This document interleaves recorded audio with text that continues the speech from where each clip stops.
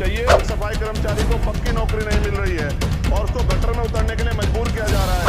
SC, ST, OBC और मुस्लिम को कितने घर दिए गए, इसका कोई आंकड़ा सरकार के पास नहीं है। ये कैसी विश्व की 5वीं अर्थव्यवस्था जिसमें आज भी SC, ST पर अत्याचार हो रहा है, महिलाओं के साथ रेप हत्या हो रही है। NCRB का डाटा पढ़ेंगे तो खून के आंसू रोने पड़ेंगे। जो बजट SC, ST को मिलता है, मेरे दाएं तरफ जो साथी बैठे उनको बुरा लगेगा। कर्नाटक में 14,732 करोड़ रुपए इन्होंने दूसरी योजना में लगा दिए और मध्य प्रदेश में आपने 95 करोड़ रुपए जो है दूसरे बजट में लगा दिए। हमारा जो मिलता है उसको तो मत छीनो भाई। हमारी संख्या 25% से ज्यादा SC, ST की और बहुजन समाज की मिलाओगे तो 85% से ज्यादा है और हमारे विकास के लिए सरकार 1% बजट 1% पैसा खर्च कर रही है जो मिलना हमें चाहिए, जबकि मिलना हमें 25% चाहिए। लंबे समय से हमारे साथ धोखा हो रहा है, लेकिन अब ये नहीं चलेगा। चंद लोगों के तराजू से देश के संसाधन नहीं बटेंगे। इस देश का बहुजन समाज बर्दाश्त नहीं करेगा। अमीरों का 16 लाख करोड़ रुपए माफ हो सकता है। कॉर्पोरेट टैक्स का घटाकर लाखों करोड़ रुपए का चुना सरकारी खजाने को लगाया जा सकता है। पेट्रोल डीजल के दाम 10 गुना एक्स्ट्रा ड्यूटी बढ़ाई जा सकती है, तो गरीबों को सरकार पैसा क्यों नहीं दे सकती। बहुत समय आ गया है, अब निजी क्षेत्रों में आरक्षण की व्यवस्था होनी चाहिए। SC, ST, OBC को निजी क्षेत्रों में आरक्षण मिलना चाहिए। आजादी के 75 साल बाद और जिसको अमृत काल कहा जा रहा है, आज भी SC, ST, OBC के लोगों पर अत्याचार हो रहा है। अभी 2 दिन पहले गोली से उड़ा दिया गया गाजियाबाद में और राजस्थान में गर्दन काट दी गई कि यहाँ बाहर बाबा साहब अम्बेडकर की मूर्ति लगी हुई थी। हाथ जोड़ता नहीं हूँ, लेकिन मैं हाथ जोड़ के आपसे आग्रह कर रहा हूँ, जिस दिन अम्बेडकरवादी गुस्सा हो जाएगा वो फिर इस सरकार को जो 24 में आ गई है, वो आने वाले चुनाव में ऐसा सबक सिखाएगा कि दोबारा पलट के नहीं देख पाओगे। सभापति महोदय, पिछले 10 सालों में सरकार की नीतियों के कारण गरीब और गरीब हुआ और अमीर हुआ है, यानी गरीबों और अमीरों के बीच फासला बढ़ गया है। सारे देश की संपत्ति को चंद अमीरों के हाथ में दे दिया गया है। ये हमारे संविधान की मंशा और समतावादी समाज के लक्ष्य के खिलाफ है। अतः हमारी नीतियां गरीबों के पक्ष में भी होनी चाहिए। जातिगत जनगणना SC, ST, OBC यानी कि जो बहुजन समाज के लिए आज जीवन मरण का प्रश्न है, इसके बारे में कोई बात बजट में नहीं की गई है। इसके बाद जनसंख्या के अनुपात में बहुजन समाज को सभी क्षेत्रों में हिस्सेदारी मिलनी चाहिए, तभी बाबा साहब अम्बेडकर का जो सपना है समतामूलक समाज का वो पूरा होगा।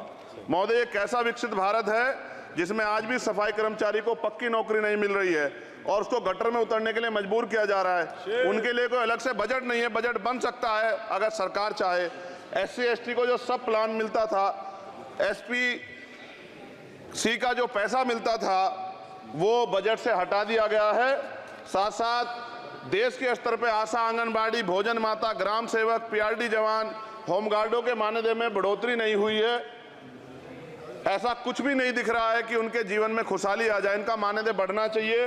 विधवा, वृद्धा, विकलांग पेंशन प्रत्येक महीने 500 रुपए से बढ़ाकर 5,000 रुपए की जानी चाहिए, क्योंकि महंगाई बढ़ रही है। देश में प्रधानमंत्री जन कल्याण योजना के तहत SC, ST, OBC और मुस्लिम को कितने घर दिए गए, इसका कोई आंकड़ा सरकार के पास नहीं है। देश में इसी तरह SC, ST, OBC के लिए कितने परिवारों को शौचालय की व्यवस्था कराई गई। आज भी सिद्धार्थनगर जैसे जिले और तमाम जिले जो हैं वहाँ शौचालय की व्यवस्था नहीं है। इस पर ध्यान देना चाहिए। देश भर में SC, ST, OBC के जो रिक्त पद पड़े हुए हैं, बैकलॉग भरना चाहिए। सरकार ने कुछ नहीं कहा।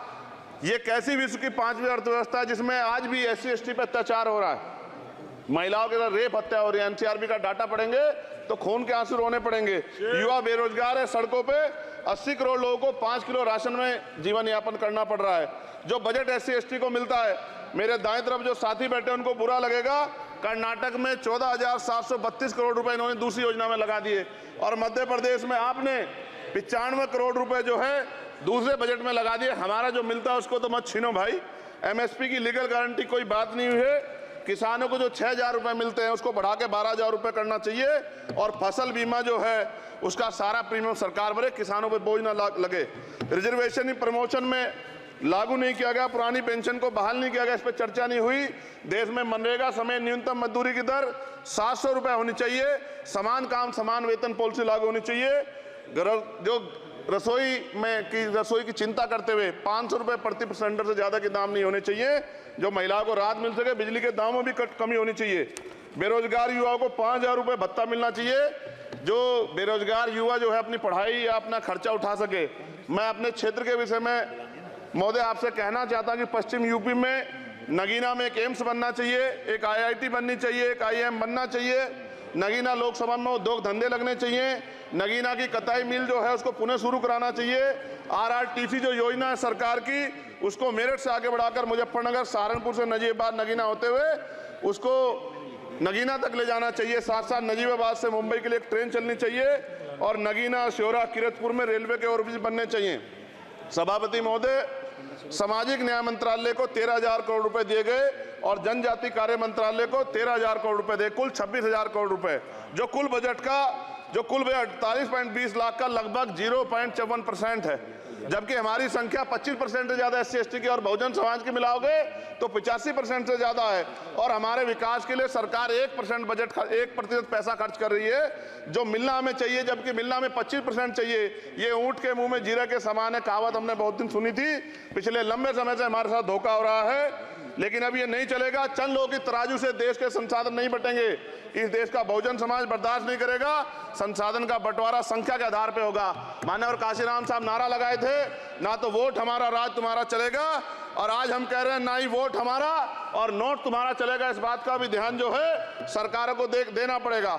आपके माध्यम से सरकार से मेरी एक मांग है, सरकार इस योजना का लाभ भी अपने आप ले ले, सरह भी ले ले कि 1 लाख रुपए सालाना बहुजन समाज के अत्यंत गरीब परिवारों को दे। 10 लाख करोड़ रुपए खर्च होंगे, लेकिन इस 1 लाख रुपए की योजना से एक झटके से एक परिवार गरीबी की रेखा से ऊपर आएगा और इनके बच्चों को कुपोषण खत्म होगा, अच्छी शिक्षा मिलेगी, महिलाओं को सम्मानजनक जीवन मिलेगा और इससे वास्तव में सबका साथ सबका विकास का नारा सार्थक होगा। अगर प्रश्न ये होगा कहां से आएगा, तो उसका जवाब ये है कि जब अमीरों का 16 लाख करोड़ रुपए माफ हो सकता है, कॉर्पोरेट टैक्स का घटाकर लाखों करोड़ रुपए का चुना सरकारी खजाने को लगाया जा सकता है, पेट्रोल डीजल के दाम 10 गुना एक्साइज ड्यूटी बढ़ाई जा सकती है, तो गरीबों को सरकार पैसा क्यों नहीं दे सकती। महोदय, समय आ गया है, अब निजी क्षेत्रों में आरक्षण की व्यवस्था होनी चाहिए। SC/ST OBC को निजी क्षेत्रों में आरक्षण मिलना चाहिए। और मेरी आपसे ये भी मांग है, क्योंकि अब समय की मांग है और देश तेजी से आगे बढ़ रहा है, तो मैं कहूँगा कि सरकार का जो सबका साथ सबका विकास का नारा लगभग वो असत्य महसूस होता है, क्योंकि अल्पसंख्यकों में मुसलमानों, जैनों, सिखों, बुद्धिस्टों के लिए कुछ दिख नहीं रहा, उनकी कल्याण कोई योजना नहीं है। मदरसों को जो बजट मिलता था वो कम कर दिया गया है। आर्थिक तंगी से लोग मर रहे हैं। इंटर्नशिप की बात हुई है, परमानेंट रोजगार नहीं है। और दिल्ली में क्या हुआ बच्चों के साथ कल, उनकी सुरक्षा की जिम्मेदारी क्या है? वो आए तो बनने थे IAS IPS और बन क्या गए, लाशें बन के गए। यहाँ से कोई ध्यान नहीं दे रहा है, किसी की नजर नहीं है। साथ साथ मैं आपसे ये भी आग्रह करूंगा कि हम ग्रामीण क्षेत्रों से आए लोग देश से बड़ा प्रेम करते हैं और हम ये महसूस करते हैं कि सरकारें हमें सुनेंगी, सरकारें हमारे बारे में सोचेंगी। लेकिन ऐसा महसूस हो जाता है आज़ादी के 75 साल बाद, और जिसको अमृत काल कहा जा रहा है, आज भी SC/ST OBC के लोगों पर अत्याचार हो रहा है। अभी 2 दिन पहले गोली से उड़ा दिया गया गाजियाबाद में और राजस्थान में गर्दन काट दी गई। ये घटनाएं देख के डर लगता है, घर से निकलते हुए भी कि आने घर वापस लौटेंगे नहीं लौटेंगे। तो मेरा सरकार से आग्रह है, अगर आज़ादी के 75 साल बाद भी हमारी हत्या हो रही है, तो हमारी मां को भी दर्द हुआ होगा जब उसने हमें पैदा किया हो। हमारी बहनों को भी हमारे खोने का दर्द होता होगा। कैसी कानून व्यवस्था है आपकी, सब कुछ है आपके पास, फिर भी जो है महिलाओं पर रेप नहीं रोक पा रहे हो, हत्याएं नहीं रोक पा रहे हो, गरीबों, दलितों, पिछड़ों, किसानों, मजदूरों की जान नहीं बचा पा रहे हो। किसान सुसाइड कर रहा है, नौजवान सुसाइड कर रहा है, और बड़ी बड़ी बातें होती हैं, इधर भी अच्छे लोग हैं, इधर भी अच्छे लोग हैं, लेकिन अच्छाई तब होगी जब जमीन पे भी कुछ काम दिखाई देगा। और जमीन पे महोदय कोई काम दिखाई नहीं दे रहा है। जब कोई योजना की बात आती है तो सरकार हमसे मुंह मोड़ लेती है। आप बताइए, एजुकेशन का बजट कम कर दिया, हेल्थ का बजट कम कर दिया। मैं अपने क्षेत्र में गया तो आप विश्वास कीजिए, डॉक्टर नहीं है, स्कूल में मास्टर नहीं है, और कोई भर्ती ऐसी नहीं जिसका पेपर लीक नहीं होता है।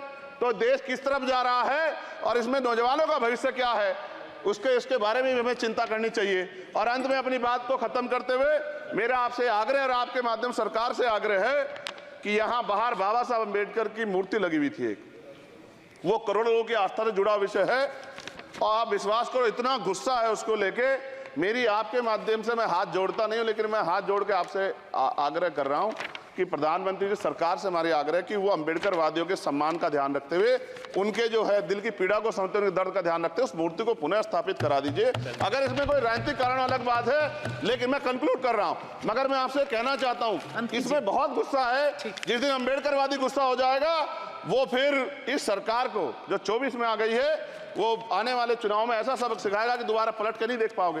तो मैं आपका धन्यवाद करता हूं और मुझे विश्वास है कि सरकार मेरी बातों पे गौर करेगी और गरीबों के बारे में सरकार सोचेगी, गरीबों को आगे बढ़ने के अवसर प्रदान होंगे। धन्यवाद। अगर आप ये खबर फेसबुक पर देख रहे हैं तो वीडियो को लाइक करके पेज को फॉलो करें। इसके अलावा अगर आप इस खबर से यूट्यूब के जरिए जुड़े हैं तो चैनल को सब्सक्राइब करके बेल आइकन दबाना बिल्कुल ना भूलें। नमस्कार।